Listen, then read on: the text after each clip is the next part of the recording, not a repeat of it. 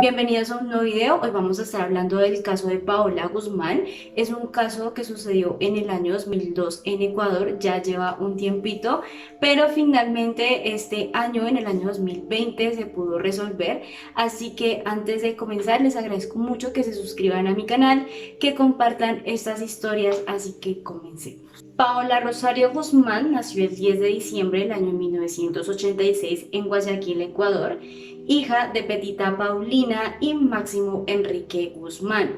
Ella vivía junto a su mamá, su abuela y su hermana menor, y cuando ella tenía 12 años empezó a estudiar en el colegio llamado Fiscal Técnico de Comercio de Guayaquil, que era una institución pública y además solamente para niñas. Para el año 2001, cuando Paola apenas tenía 14 años de edad, ella estaba cursando séptimo grado de bachillerato. Digamos que empezó a tener muchos problemas académicos. Sin embargo, el vicerrector de su colegio, llamado Bolívar Eduardo Espín, le ofreció pasar el año a Paola siempre y cuando mantuviera relaciones sexuales con él. Paola le alcanzó a comentar a alguna amiga que ella no iba a tener problemas en el colegio o que no iba a perder el año porque precisamente tenía como un padrino dentro de esa institución. Para los encuentros, el vicerrector citaba a Paola todos los sábados para ver unas supuestas clases de recuperación, pero de esta manera era como el vicerrector lograba ver a Paola de manera clandestina. La mamá para este momento no sabía qué era lo que estaba pasando. Sin embargo, a mediados del año 2002 ella sí notó un cambio en Paola, pues antes la describía como una niña bastante alegre, bastante extrovertida, pero de un momento a otro ella empezó a tener como mucho estrés en su vida. Sin embargo, el problema era muchísimo más grande, pues no solamente estaba Paola involucrada con el vicerrector, sino que también estaban involucrados muchísimos más profesores con muchas alumnas, y obviamente pues tenemos que hacer referencia a que todas eran menores de edad.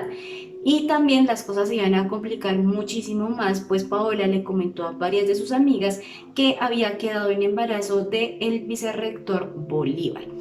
Cuando Paola le comentó a Bolívar, este lo que hizo fue darle dinero para que comprara una inyección abortiva, y supuestamente quien se la iba a aplicar iba a ser el doctor del mismo colegio, pero a cambio Paola tenía que mantener relaciones con el mismo doctor. Prácticamente todo el mundo sabía qué era lo que estaba pasando dentro de esa institución, pero para afuera realmente nadie sospechaba lo que estaba pasando dentro de este colegio.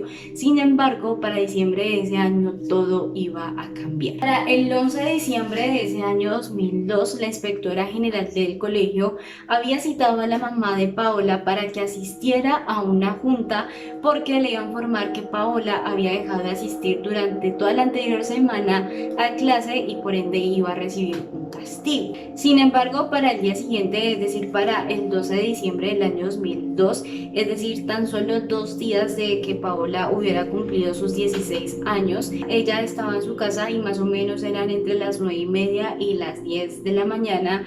Sale de su casa y compra unas pastillas llamadas diablillos, que es como una especie de pólvora y que se vendían libremente en Ecuador. Ella luego las ingiere, se va para el colegio. En el colegio le alcanza a comentar a sus amigas más cercanas lo que había hecho, y es en este momento donde ella se empieza a sentir mal, así que sus amigas, bastante preocupadas, la llevan hasta la enfermería.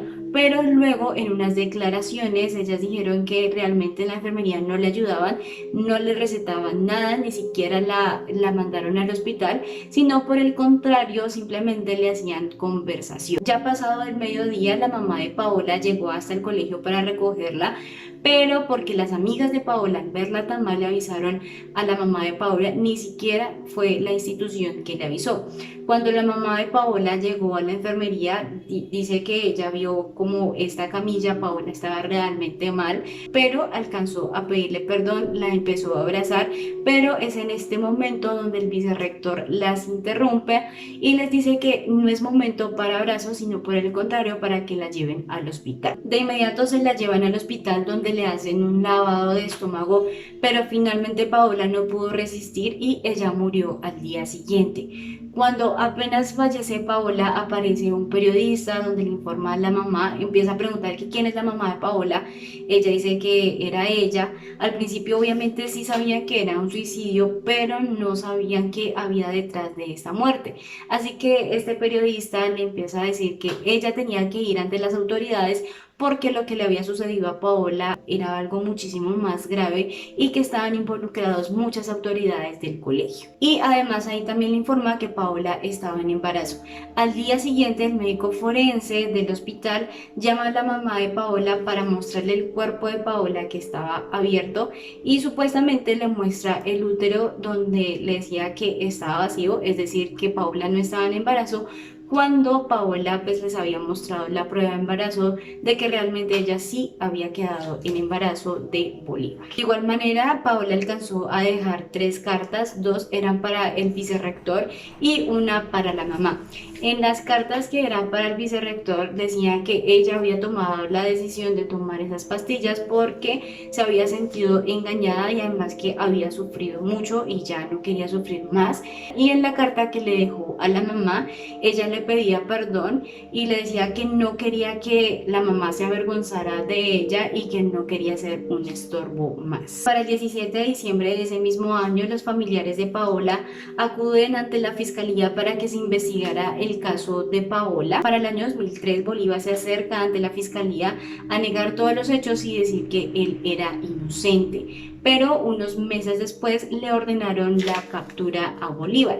Pero cuando lo fueron a capturar, él ya estaba prófugo de la justicia. De esta manera, la fiscalía manejaba la hipótesis de que Paola había tomado estas pastillas por la presión psicológica que el vicerrector había impuesto sobre Paola para que ella mantuviera relaciones sexuales con él. Cabe recalcar también que durante todo este periodo de investigación, la institución protegía al vicerrector y de cierta manera tenían amenazadas a todas las estudiantes para que éstas no declararan ante la fiscalía, pues las amenazaban y decían que si ellas hablaban con la fiscalía les iban a hacer perder el año. Y hasta que finalmente en el año 2004 destituyeron al vicerrector, no por lo que había pasado con Paola, sino porque como ya estaba prófugo de la justicia, él no había ido a su lugar de trabajo y por ende pues tenían que destituirlo. Este caso se enfrió durante mucho tiempo hasta que finalmente en el año 2008 la defensa del vicerrector pidió que se precluyera el caso y de esta manera se archivó este caso, es decir, no se siguió con la investigación. Sin embargo, la mamá de Paola siguió buscando justicia, esta vez ante la Corte Interamericana de Derechos Humanos, y finalmente esta institución en este año confirmó que Paola había tomado esas pastillas por la presión del vicerrector. Pero además de esto también culpó al Estado ecuatoriano por omitir todos los protocolos en el cuidado de los derechos de los niños. Ofrezco a la señora Petita Albarracín y a Denise Guzmán las disculpas públicas por aquellas acciones u omisiones del Estado ecuatoriano que hayan ocasionado violaciones a los derechos de Paola Guzmán. Y además de todo eso, la Corte también ordenó al Estado ecuatoriano para que se reparara, ya sea simbólicamente o pecuniariamente, a la familia de Paola, porque durante todos estos años se estigmatizó a Paola, pues decían que ella era quien había seducido al vicerrector. Yo no entiendo sinceramente el allanamiento que hace el Estado y me parece hasta cierto punto grosero. Pedir disculpas públicas y al mismo tiempo decir que no tiene la razón en un caso es desconocedor de los sentimientos de la víctima. El suicidio de Paola no se dio por una enfermedad mental, tampoco asociado a un trastorno de personalidad, ni como consecuencia de una ideación suicida estructurada. Este suicidio es considerado como un impacto del abuso sexual. Paola se quitó la vida por la presión de la culpa. Llegamos al final de este caso, todavía no se tiene la captura del vicerrector, pero una amiga de Paola, ella relató en una entrevista que ya muchos años después ella se subió a un taxi y quien estaba manejando era el vicerrector, pero aún sigue prófugo de la justicia. Pero finalmente creo que se llegó a una buena conclusión y terminamos esa historia por el día de hoy.